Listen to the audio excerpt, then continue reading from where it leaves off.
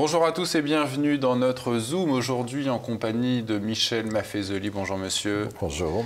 Michel Maffezoli, professeur émérite à la Sorbonne, membre de l'Institut universitaire de France. Vous publiez la 4e édition de cet ouvrage, La transfiguration du politique, chez Politique Lexio. C'est une 4e édition. Pourquoi ressortez-vous ce livre maintenant, Michel Maffezoli ?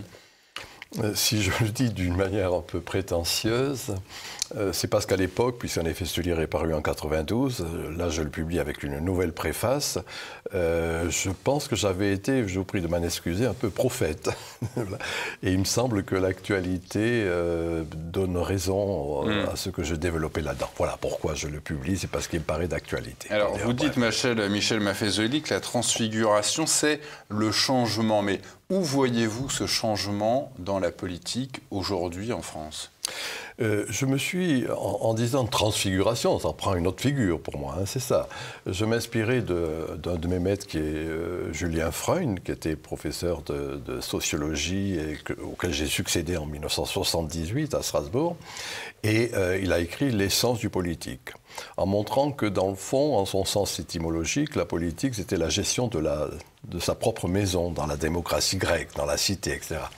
Et que ne pouvait gérer le politique que celui qui savait gérer sa maison, et qui pouvait gérer donc la maison commune.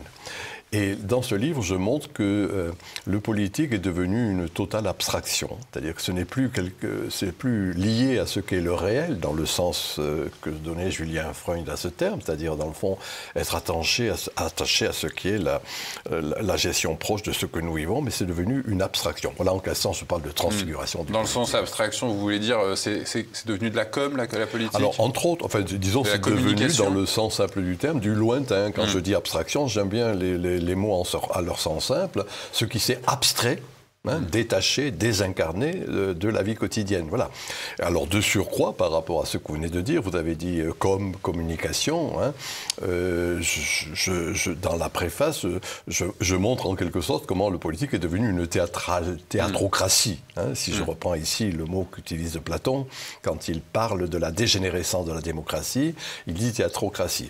Alors, maintenant, on dira théâtralisation. La caste politique est une caste de théâtre sous ces diverses modulations. Voilà ce qui est en quelque sorte le fait qu'on n'est plus enraciné dans ce qu'est la vie de tous les jours, dans, encore une fois, ce qu'est cette vie quotidienne, mais au contraire totalement abstrait. Cette théâtralisation de la vie politique, elle est arrivée avec le macronisme ou est-ce qu'elle était déjà en formation avant son arrivée ? Non, c'est quand même quelque chose qui date depuis quelques décennies. Je rappelle, dans ma jeunesse, j'ai été formé par deux grands amis, Guy Debord qui parlait de la société du spectacle. Par après, il a parlé de la politique spectacle. Et Jean Baudrillard, mon regretté ami Jean Baudrillard, qui parlait du simulacre. Et déjà, au travers de ces deux termes, il rendait attentif au fait qu'il y avait ce que j'appelle ici maintenant théâtralisation. Dans le fond, entre Platon qui parle de la théatrocratie et Baudrillard qui parle du simulacre, revenons à Pascal, quand il parle du divertissement. Vous voyez. Et donc, ces bons auteurs, chacun dans leur domaine, rendre attentif qu'il est des moments de décadence où la théâtralité prend le dessus.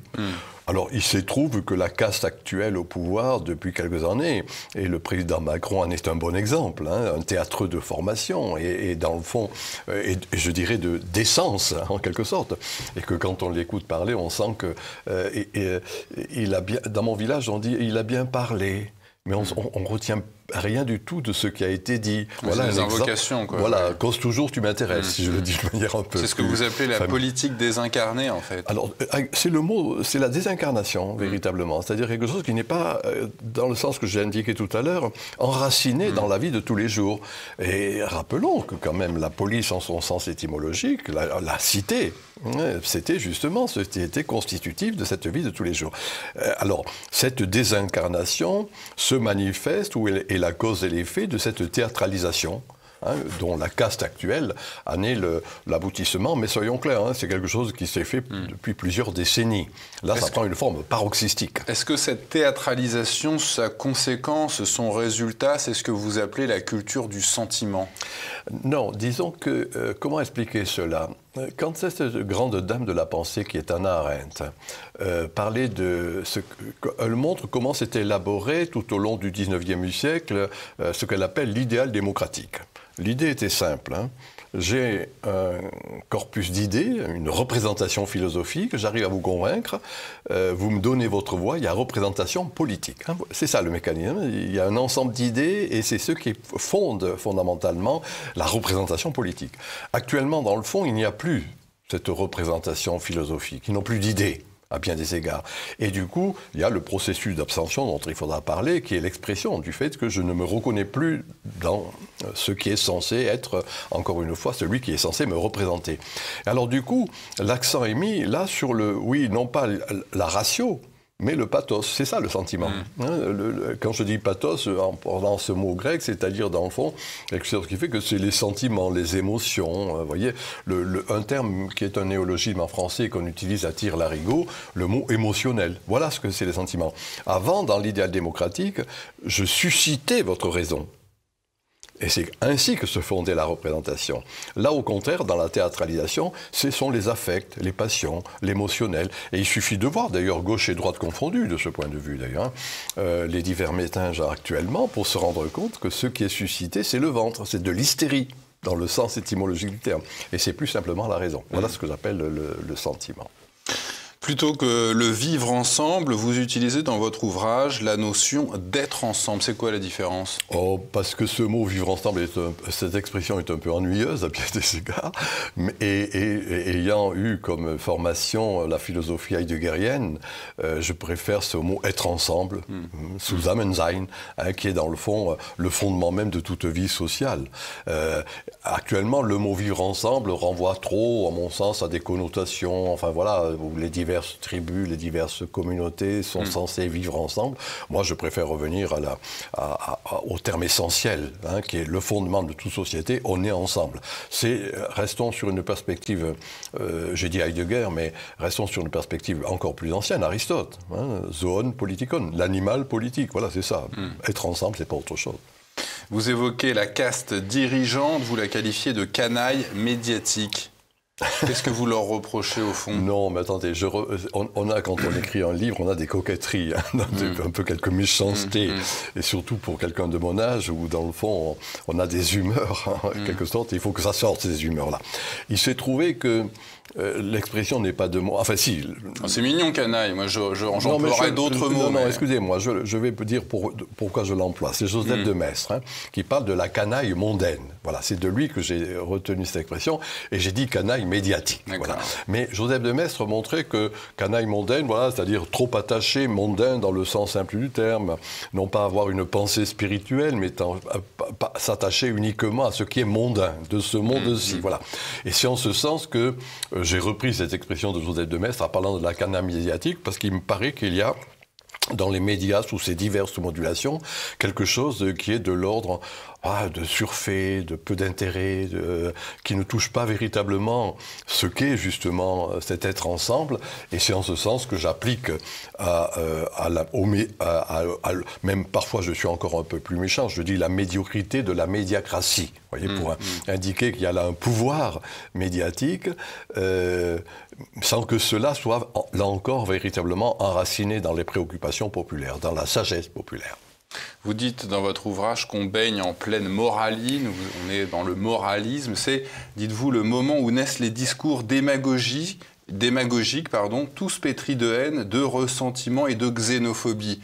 Où voyez-vous cette xénophobie aujourd'hui en France? Je ne me souviens plus de ma phrase, là, voyez, donc vous me dites de me la rappeler, peut-être, je dis là encore une sottise. Moi, ce que je voulais dire par là, c'est qu'il y avait là un processus totalement d'abstraction. Hein, j'ai dit depuis tout à l'heure, nous parlons de ce déracinement, et c'est un peu cela, moi, qui me paraît étrange, c'est-à-dire, encore une fois, quelque chose qui fait que le politique est devenu un projet lointain, qui n'est plus lié à la vie de tous les jours. Hein. Moi, j'ai créé pendant 30 ans et dirigé à la Sorbonne un centre d'études sur l'actuel et le quotidien, hein, rendant attentif à cette idée du quotidien qui est le substantiel.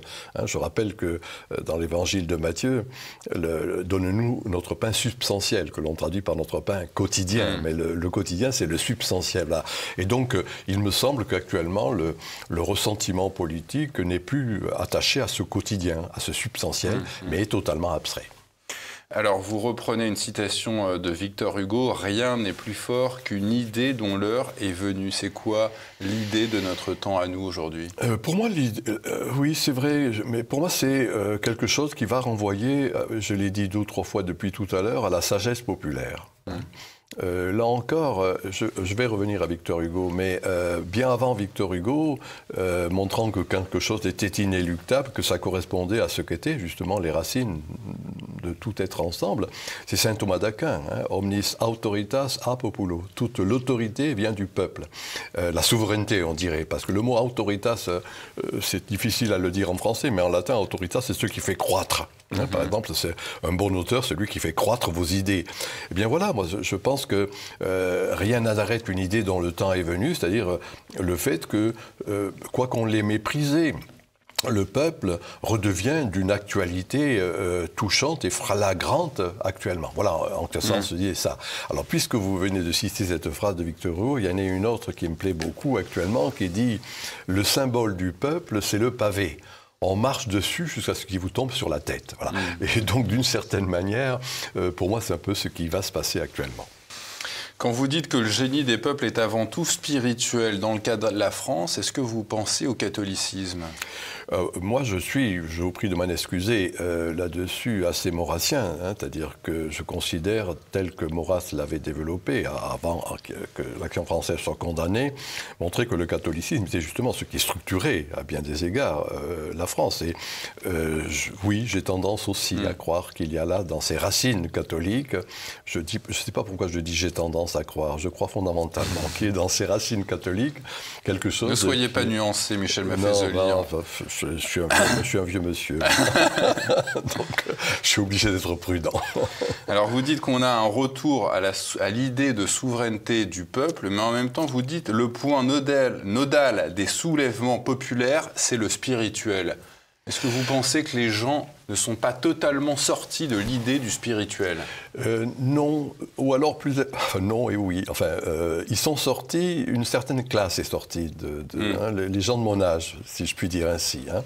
Les baby boomers. C'est l'électorat d'Emmanuel Macron, vous voulez dire ? Alors, l'électorat de Macron en est une belle expression, si vous voulez, à bien des égards. Mais je suis attentif tout de même, moi, par contre, de par métier, et puis je continue à avoir des quantités de jeunes gens, de jeunes filles, et je me rends compte que eux, cette idée du spirituel continue à animer en profondeur, et qu'il y a même retour de ce point de vue, vous voyez. Et quand je dis spirituel, revenons d'ailleurs à ce que rappelait Charles Péguy, hein, tout commence en mystique et se termine en politique. Mais inversons le problème, parfois, quand le politique a fait son temps, c'est la mystique qui revient. C'est mon sentiment aussi, vous voyez. C'est-à-dire que d'une manière pas forcément souterraine, mais d'une manière sous-jacente, il y a retour de ce que dans le matérialisme et l'économicisme marxisant qui a dominé à bien des égards toute une série de générations, depuis la mienne par exemple, eh bien cette conception marxisante du matérialisme historique, hein, puis c'était ça l'expression, de mon point de vue a fait son temps. Et qui a renaissance à bien des égards alors appelons ça spirituel, appelons ça conception mystique du monde, en gros rendre attentif au fait qu'on ne peut comprendre le visible qu'à partir de l'invisible. Voilà. Et que c'est cet invisible qui, de mon point de vue, est en train de renaître.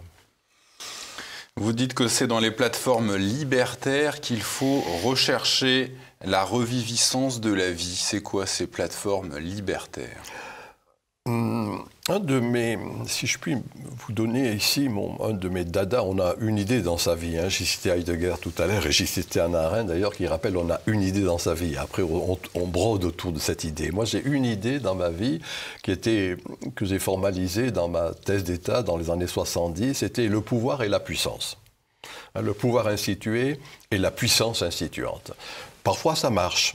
Il y a un accord entre le pouvoir et la puissance, entre l'institué et l'instituant. D'autres fois, ce n'est pas le cas, c'est ce que nous vivons actuellement. Il y a une discrépance, un désaccord fondamental entre les institutions politiques, gauche et droite confondues, et puis la sagesse populaire, etc. Alors, il se trouve que cela s'exprime dans, oui, les réseaux sociaux. Alors, j'ai dit, qu'est-ce que j'ai dit? Les plateformes libertaires. Les plateformes libertaires. Donnons à ce mot, non pas dans le sens fondamental d'anarchie, mais disons quelque chose qui fait qu'on échappe justement au pouvoir établi, qu'il y a une société officieuse qui va s'exprimer, en effet, dans les réseaux sociaux, les blogs, les forums de discussion, etc., et où il y a le meilleur et le pire. Ouais, soyons clairs, il y a des insultes, des crachats. Nous en sommes conscients. Mais il n'en reste pas moins que c'est cela qui est en jeu. Vous voyez, je suis en contact très souvent avec des amis et anciens étudiants brésiliens, par exemple, qui montrent, eux, ils parlent même, eux, de net activisme. Ils ont théorisé cette idée de net activisme, c'est-à-dire, dans le fond, ces plateformes où se font les vrais rassemblements, les vrais regroupements. Ce n'est plus dans la forme parti que cela se développe, ce n'est plus dans la forme syndicat que cela se développe, mais au contraire, dans cette puissance venue du bas. Voilà un peu ce qui est à l'arrière-fond de mon propos. Dans ma jeunesse, j'appelais cela la centralité souterraine. Vous voyez ? Et cette centralité souterraine, à mon sens, est en train de retrouver une force et une vigueur indéniables. Vous dites qu'en cas de rénovation culturelle, ce qui est en cours actuellement, on ne peut pas faire l'économie de la force. Comment utiliserait-on la force aujourd'hui ? Bon, là, c'est un autre développement, si vous voulez. C'est-à-dire que moi, je considère que l'espèce animale qui est la nôtre, comme toute espèce animale, repose, qu'on le veuille ou non, sur, oui, la force, la violence, à bien des égards. Et que quand il y a un désaccord entre le pouvoir et la puissance, si je reprends encore une fois mon idée de base, eh bien, d'une manière à la fois souterraine et à un moment donné particulièrement évidente, la force populaire se manifeste à nouveau. C'est la violence, encore une fois, qu'il convient de ritualiser, qu'il convient d'homéopathiser. Et mon sentiment, ce n'est pas l'objet de ce livre, mais c'est un pamphlet précédent, l'ère des soulèvements, où je montrais que il va y avoir ces soulèvements qui expriment cette force. Soyons clairs. Pour moi, c'est la force populaire. Je suis un de ceux, je trouve qu'on ne parle pas assez du peuple. D'ailleurs, c'est intéressant de voir que l'intelligentsia actuellement va parler de populisme, avec toujours une connotation péjorative, négative, etc. Alors que, je vous l'ai dit en citant saint Thomas d'Aquin, c'est quand même là qu'est la racine de la souveraineté, la racine de l'être ensemble, dans le sens simple du terme. La transfiguration du politique, c'est votre ouvrage, Michel Maffezoli, qu'on peut retrouver sur la boutique officielle de TV Liberté. Merci d'être venu sur notre plateau. Merci beaucoup.